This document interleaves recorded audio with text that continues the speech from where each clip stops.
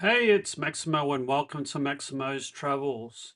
In this video, we're in the Ito Peninsula in Japan. We leave Ito and head towards Shimoda, and along the way, we get to see Ito's infamous loop bridge. It looked absolutely terrifying. We'll then visit the Kawazu Seven Waterfalls and make sure that we see all seven of them. We'll go for a kilometre long hike along the valley floor and see one spectacular waterfall after the other. We'll walk along a very unique suspension bridge and follow the walking trail through a lush green forest. We'll drive along some spectacular coastal roads and get to see some epic seascapes until we finally get to our hotel in Shimoda. Join me on this not to be missed video as we continue to explore the Ito Peninsula in Japan.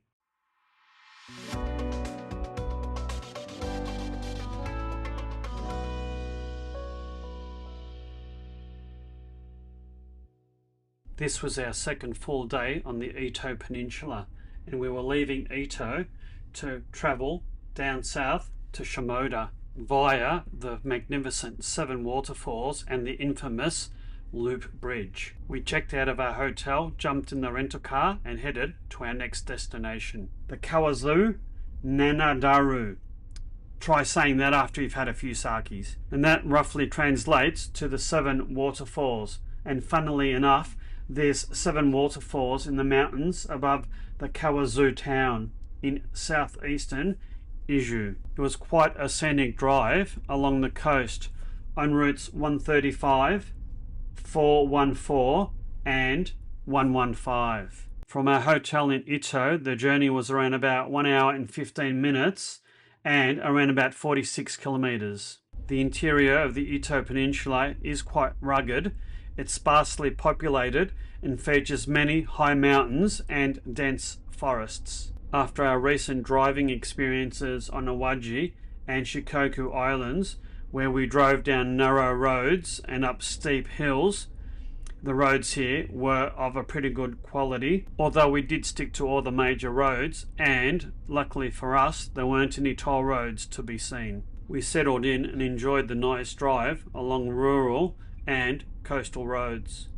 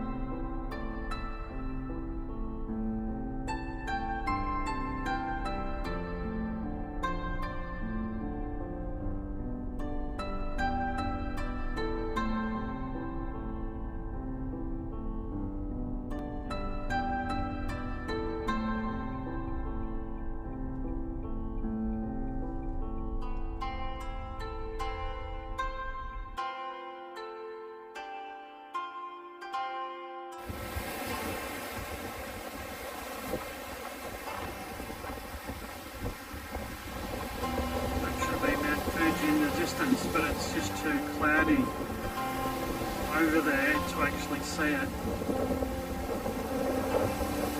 Glorious part of the coast.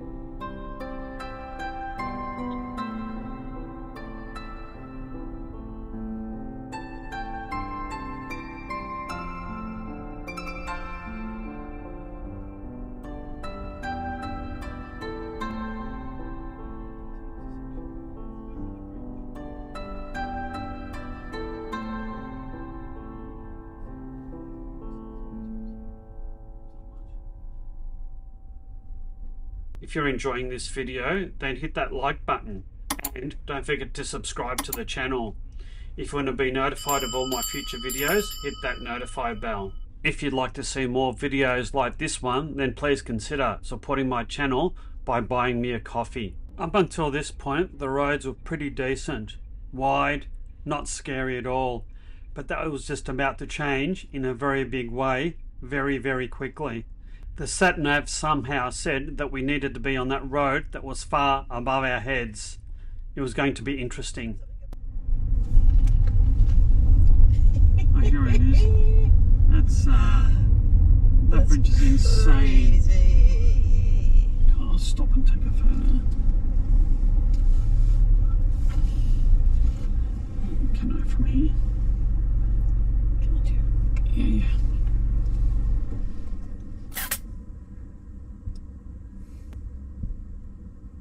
Right. Crazy. Alright. Let's get this bus through. So we're just going to go around. It's just pretty much around here. Yeah. It's crazy though. Yeah.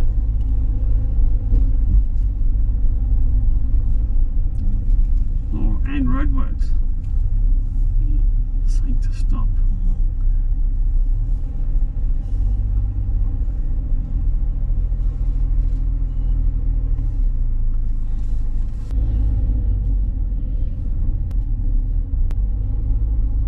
Doing maintenance on it.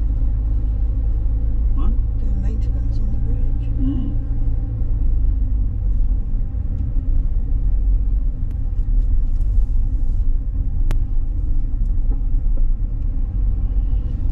That was crazy, that bridge. Mm. That's the craziest bridge I've ever seen. Here's a view of it from the valley floor, a little bit below it. Alright, I've made it to the car park of the Seven Waterfalls, and there's a lot of construction going on here, so there's not many spaces, but there's a few, and quite conveniently there's a toilets facility here as well. So I'm going to embark on the walk to the Seven Waterfalls. Alright, 80 metres to our first waterfall of the Kawazu Seven Falls tour. Still quite damp and slippery for all the rain that we had overnight. April is usually the raining season in this part of the Izu Peninsula.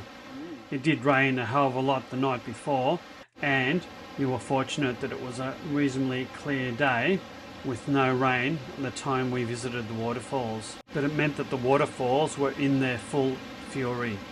It was a spectacular sight to see. The Seven Waterfalls are located in the mountains above the town of Kawazu in southeastern Izu. They range from the 37-metre tall Odaru, or large waterfall, to the 2-metre tall Kinidaru, or crab waterfall. The complex features a pleasant walking trail that leads for about 1 kilometre through the forest and past some of the waterfalls. It is a pretty easy walk, but there are quite a few steps involved though. So we're at the Kawazu Seven Falls area, Seven Waterfalls. We parked here. It's also free parking. There's some that are not. This is the first waterfall, which we've already missed. We walked down here to see this one. It's a dead end. You have to come back up. Now we're here, and we're about to go To do all the others, rest of them. but come back and see that one at the end. Yeah, I've got to see that one at the end. Alright, easy. Alright, we're walking along a public road, funnily enough. It looks quite narrow. And the temperature's around about 20 degrees with 83% humidity. So it's actually a hell of a lot warmer than it actually is. That's the thing about these waterfalls. There's heaps of steps. There may not be many of them, but they're quite steep in part. These waterfalls are quite historic, and there's plenty of culture and myths surrounding these Seven Waterfalls in Izu. There are several statues along the walking trail that depict the heroine of the short story Izu non Odoriko, or the Izu Dancer, written in 1926. It's one of several literary works by Kawabata Yasunari, a famous Japanese author who won the Nobel Prize in Literature in 1968.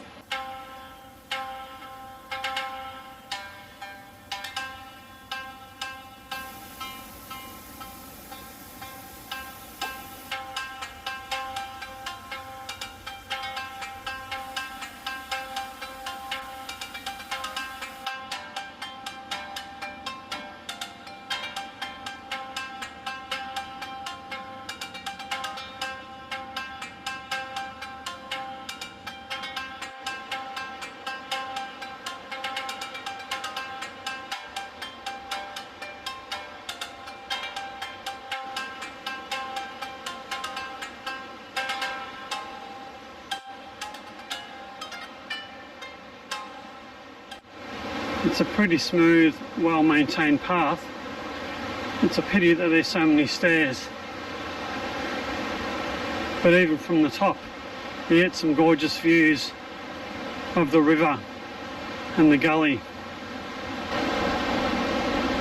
Okay, so Maximo's picking up 3 rocks because are those good rocks, do you think? I think they're good rocks. Good rocks. So the aim is to get it in the basket. Stone basket. Oh, not too bad. Oh. Ah, oh. Oh, I've got it on the rope. You got it on the rope. Is that half luck? I've got it on the rope. It's not actually in the basket, but it's close enough. It's better than what I saw everyone else doing here. Yeah, I know. Well done. It's said if you throw a rock into the basket, it's supposed to give you good luck. 3 rocks is suggested to cost 100 yen.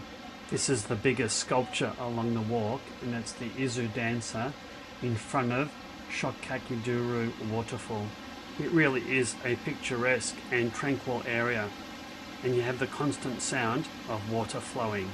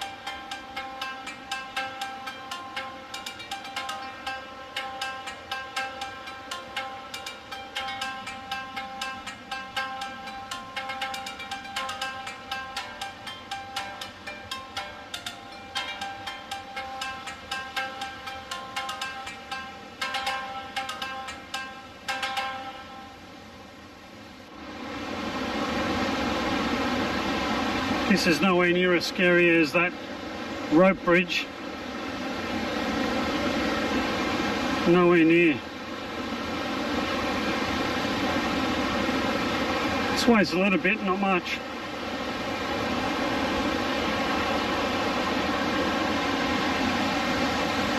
Oh.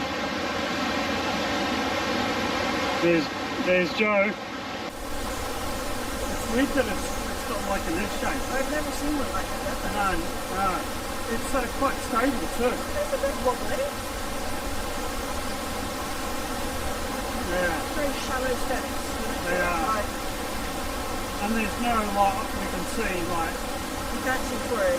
foot wide gaps between, not like that rope bridge. Yeah.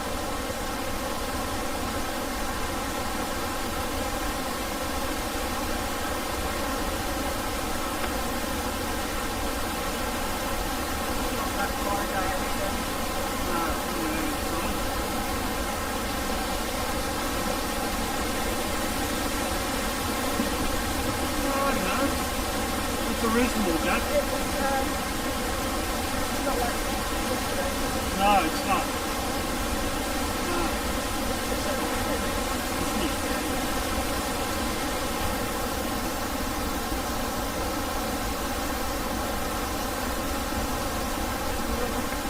Oh, it's getting a bit rickety.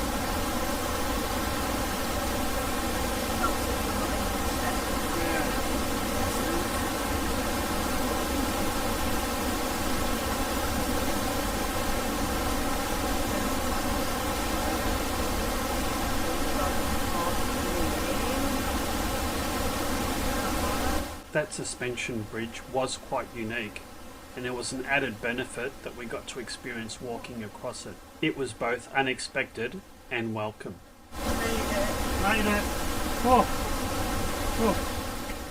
The suspension bridge did look relatively new, unlike some of the older parts of the walkway, which were still currently closed due to damaging floods a number of years ago. And there are gorgeous little statues dotted all along the walking path.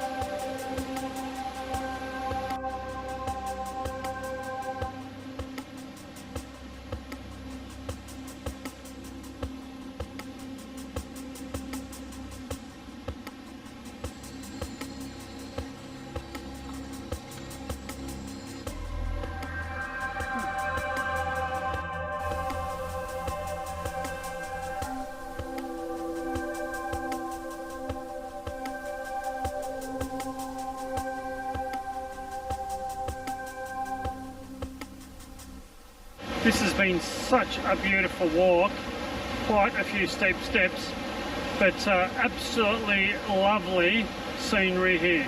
And I can't believe how so few people are here today. no one's going to hear you, the water's too loud. Do you think so? Yes! I better yell then. We retraced our steps and went back the way we came. By this stage, it had gotten quite overcast and the conditions had cooled down somewhat, but we were lucky that it hadn't rained. We were walking back to the only waterfall that we hadn't seen before, Waterfall 1. I'd say this is it. 230 metres. Yeah. Hopefully it's not all down. Looks like there's a couple of onsens down there as well. Yeah. Alright. So we're heading to the first waterfall. I saw a couple of people come out of that. That is a small private onsen right into the heart of the rock. That is insane, that circular bridge. We kept walking down to the waterfall. It wasn't very far, but it was quite steep and there were many, many stairs. I was surprised by the number of people on the path. This was because of two things. One, the waterfall was spectacular, and secondly, there were a series of onsens along this walking path, and I think some of the people were onsen bathers, while others were just general tourists like Joe and I. We were really fortunate with the weather, because just as we got to the bottom of the steps, the clouds opened up, the sun started shining, and I was able to get absolutely spectacular shots of the waterfall. It was an absolutely stunning spot. The onsen was down the bottom and the backdrop was the huge waterfall. It was quite windy up top and there was a constant litter of leaves falling into the river below. It was like a magical golden snow. We had an absolutely fantastic time at the Kawazu Nandaru, or Seven Waterfalls. And the last one with the onsen at the bottom was particularly spectacular. We made our way slowly up the steps and back to the car park. We hopped back in our rental car and headed for our final stop of the day, the city of Shimoda, a distance of around 24 kilometers and 40 minutes away. That is insane. If I've said it once, I'll say it again. That's crazy, that. We were quite lucky because the 2 times we went on this loop bridge, we went around the bottom rather than around and around the top. Our luck, however, did change a couple of days later, so stay tuned for that video as we explore that terrifying loop bridge. We decided to head to Shimoda via the coastal route, Route 135, as it was likely to be more picturesque than the interior of the Izu Peninsula. And those blue arrows on the left-hand side of the road did seem like I was driving in a PlayStation simulator game.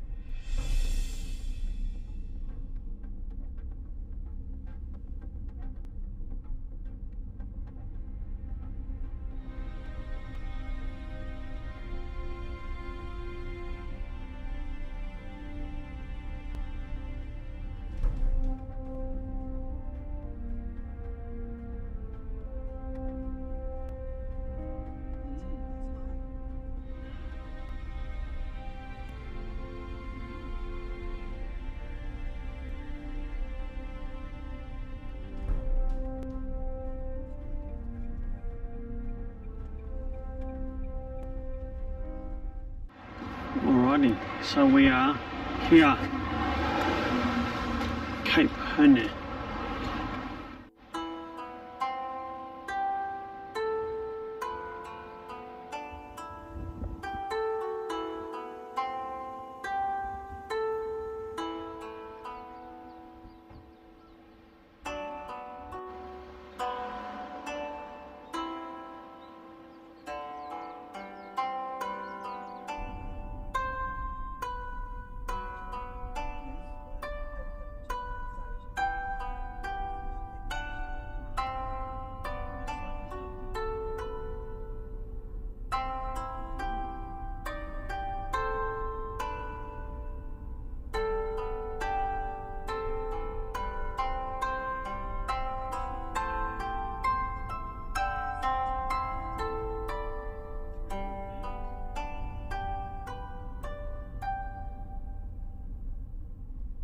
The drive along the coast didn't disappoint. In fact, it was spectacular.